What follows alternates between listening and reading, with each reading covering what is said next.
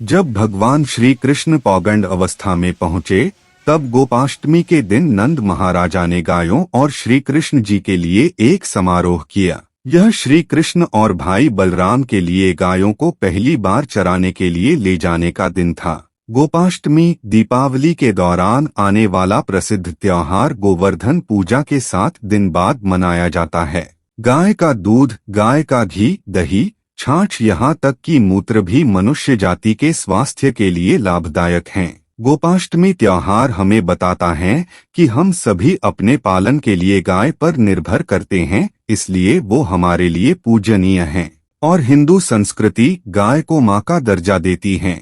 गोपाष्टमी पर्व से जुड़ी प्रसिद्ध पौराणिक कथाएं। दोस्तों, पहली पौराणिक कथा इस प्रकार है। जब कृष्ण भगवान ने अपने जीवन के 6ठे वर्ष में कदम रखा तब वे अपनी मैया यशोदा से जिद करने लगे कि वे अब बड़े हो गए हैं और बछड़े को चराने के बजाय वे गैया चराना चाहते हैं। उनके हठ के आगे मैया को हार माननी पड़ी और मैया ने उन्हें अपने पिता नंद बाबा के पास इसकी आज्ञा लेने भेज दिया। भगवान कृष्ण ने नंद बाबा के सामने जिद रख दी कि अब वे गैया ही चराएंगे। नंद बाबा गैया चराने के मुहूर्त के लिए शांडिल्य ऋषि के पास पहुँचे। बड़े अचरज में आकर ऋषि ने कहा कि अभी इसी समय के अलावा कोई शेष मुहूर्त नहीं है, अगले बरस तक। शायद भगवान की इच्छा के आगे कोई मुहूर्त क्या था। वह दिन गोपाष्टमी का था जब श्री कृष्ण ने गैया पालन शुरू किया। उस दिन माता ने अपने कान्हा को बहुत सुंदर तैयार किया। मोर मुकुट लगाया, पैरों में घुंघरू पहनाए और सुंदर सी पादुका पहनने दी, लेकिन कान्हा ने वे पादुकाएं नहीं पहनी। उन्होंने मैया से कहा, अगर तुम इन सभी गया को चरण पादुका पैरों में बांधोगी तभी मैं यह पहनूंगा। मैया ये देख भावुक हो जाती हैं और कृष्ण बिना पैरों में कुछ पहने अपनी गया को चारण के लिए ले जाते। गौचरण करने के कारण ही श्री कृष्णा को गोपाल या गोविंद के नाम से भी जाना जाता है। दूसरी पौराणिक कथा। ब्रिज में इंद्र का प्रकोप। इस तरह बरसा की लगातार बारिश होती रही, जिससे बचने के लिए श्री कृष्ण जी ने 7 दिन तक गोवर्धन पर्वत को अपनी सबसे छोटी उंगली से उठाए रखा। उस दिन को गोवर्धन पूजा के नाम से मनाया जाने लगा।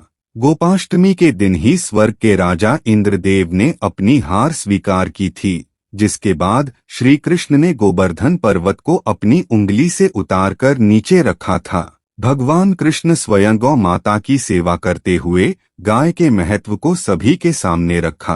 गौ सेवा के कारण ही इंद्र ने उनका नाम गोविंद रखा। तीसरी पौराणिक कथा। गोपाष्टमी से जुड़ी एक बात और ये है कि राधा भी गाय को चराने के लिए वन में जाना चाहती थी, लेकिन लड़की होने की वजह से उन्हें इस बात के लिए कोई हाँ नहीं करता था। जिसके बाद राधा को एक तरकीब सूझी। उन्होंने ग्वाला जैसे कपड़े पहने और वन में श्री कृष्ण के साथ गाय चराने चली गई। गोपाष्टमी पूजा विधि। सुबह ही गाय और उसके बछड़े को नहलाकर तैयार किया जाता है।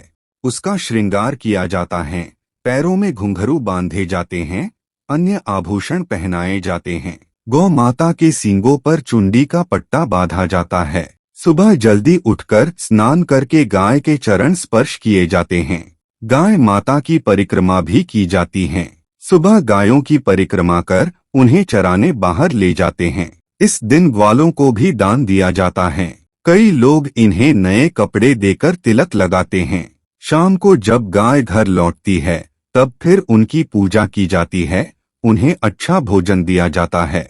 खास तौर पर इस दिन गाय को हरा चारा, हरा मटर एवं गुड़ खिलाया जाता है। जिनके घरों में गाय नहीं होती है वे लोग गौशाला जाकर गाय की पूजा करते हैं। उन्हें गंगा जल, फूल चढ़ाते हैं, दिया जलाकर गुड़ खिलाते हैं। गौशाला में खाना और अन्य सामान का दान भी करते हैं।